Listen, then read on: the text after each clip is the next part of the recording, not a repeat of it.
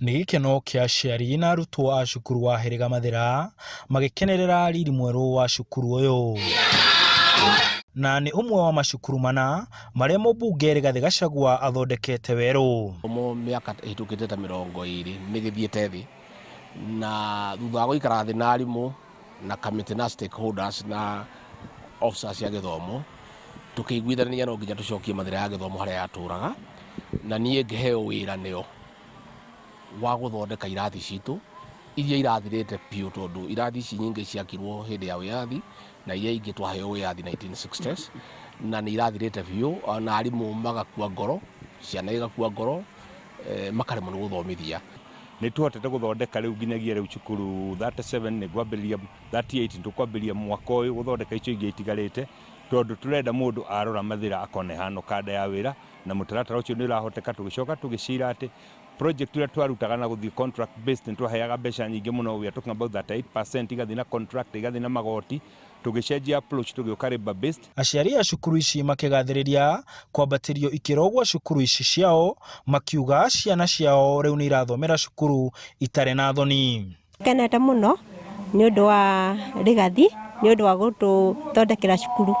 Mbere ĩyo ndĩrarĩ thaka kũringana na ũrĩa ĩrahanaga na ndagĩka ĩno.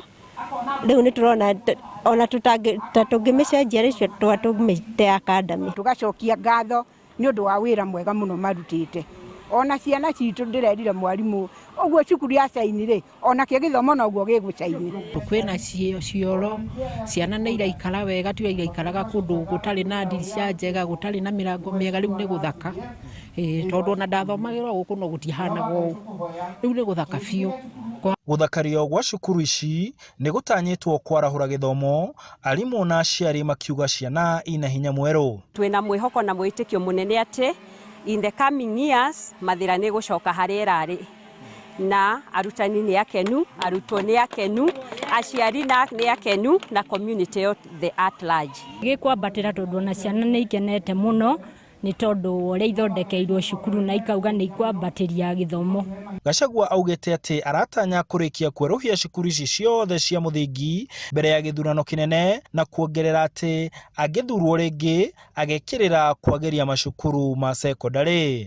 Na mwandu aya Mathira mangĩhutio nĩ wĩra wakwa mũnene mwega, manjerũhĩrie marũa mahe mĩaka ĩngĩ 5, mĩaka ĩngĩ 5 nayo mĩaka ĩngĩ na 5 nĩ ya gũthondeka macukuru ma sekondarĩ. Handũ-inĩ ha Inooro TV ndĩ Mathira, kaunti-inĩ ya Nyĩrĩ, njĩtagwo Martin Mũnene.